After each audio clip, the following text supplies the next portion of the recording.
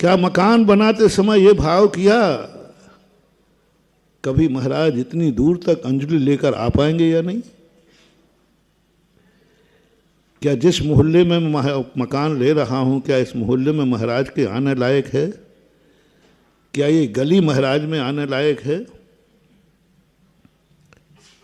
उस समय आपने विचार नहीं किया। अभी इसका फल बता रहा हूं। विचार नहीं किया, आज आपको दुख हो रहा है क्योंकि आप मुनि भक्त हैं, आप मुनि को चाहते लेकिन मजबूर हैं। ठीक वही रिफ्लेक्शन, बेटा इतना दूर जाएगा, इतना दूर जाएगा, वो चाह रहा है तुम्हें बुलाएं लेकिन बुला नहीं पाएगा, वो NRI हो गया है। दुश्मन नहीं है, बहुत रोता है, बहुत चाहता है, बहू भी चाहती है, लेकिन अंत में वो कहेगा पापा कैसे बुलाऊं इतनी दूर आपको, नहीं बुला सकता। अब ये परिणाम वही है कि मैं कैसे चौका लगाऊं, मेरा मकान दूर है। बस वो मकान बनाते समय तुमने ध्यान नहीं दिया। कर्म ने कहा जैसे तू महाराज के लिए इतनी दूर मकान बना रहा है कि महाराज तेरे पास तक नहीं आ सकेंगे, तेरे बेटे का मकान भी इतनी दूर होगा कि तू बेटे के पास नहीं जा सकेगा। मैं तुझे तेरे बेटे को विदेश भेजता हूं। अच्छे बेटे की बात कर रहा हूं, वो दंड की नहीं। अच्छा बेटा जो तुम्हें प्राणों से प्यारा था, आपको भी चाहता था, लेकिन तुम्हारी किस्मत ने कहा नहीं, तुम बेटे के पास नहीं रह पाओगे। हम बेटे को इतनी दूर भेजते हैं, इतनी दूर भेजते हैं कि तुम जाना भी चाहो तो, तुम वो बुलाना भी चाहे तो नहीं बुलाते। ऐसा होता है कि नहीं कभी? थोड़ा शेयर करें। है वो बुलाना चाह रहा है, गलत नहीं है, तुम जाना भी, लेकिन बीच में परिस्थितियां आ गई। ये किस कब की कहानी है? लोग मेरे पास आते, महाराज मेरा बेटा बहुत चाह रहा है, मैं लेकिन मैं जा नहीं सकता, तो मैं तुरंत मुस्कुरा देता हूँ, बताता नहीं हूँ, नहीं तो मामला कहे महाराज अच्छा आप लोग हो कर्म गढ़िया हमारे सब करने वाले। लेकिन सत्य को मेरे दो रूप होते हैं। प्रवचन में मैं कभी किसी का संकोच नहीं करता, जो कहना दहाड़ के कहना, जम के कहना, स्पष्ट कहना। इसलिए हमारा लोग प्रवचन में अलग रूप देखते हैं और कमरे में लोग प्रवचन सुन के डरते हैं, महाराज बहुत खतरनाक है, बहुत खतरनाक है महाराज। लेकिन जब वही आकर के कमरे में देखते तो कहते महाराज वही हैं जो प्रवचन कर रहे थे। तो यहाँ मैं नहीं डरता, कमरे में नहीं बताया, मैंने कहा अभी बता दूंगा, नहीं तुमने एक बार ऐसा किया था तो तुम बुरा मान। अच्छा महाराज आप लोग कर रहे हो गड़बड़, यहाँ सुनो कान खोल करके। वो कहानी उसी समय की है जब तुम्हारी जीवन में तुमने मकान बनाया इतनी दूर, विचार भी नहीं किया कि महाराज यहाँ तक आ सकेंगे या नहीं।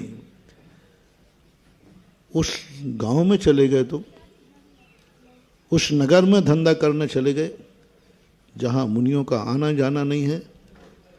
तुम चले गए वहाँ कश्मीर, धंधा था वहाँ। तुम चले गए पाकिस्तान, धंधा था वहाँ। तुम चले गए वहाँ तमिलनाडु कर्नाटका, तुम चले गए आसाम पुंडीचेरी, जहाँ मुनियों का जाना संभव ही नहीं है। तुमने ध्यान ही नहीं दिया, विचार ही नहीं किया। तुमने तो एक एक वहाँ धंधा बहुत अच्छा है, व्यापार बहुत अच्छा है, वहाँ धन को देख करके चले गए।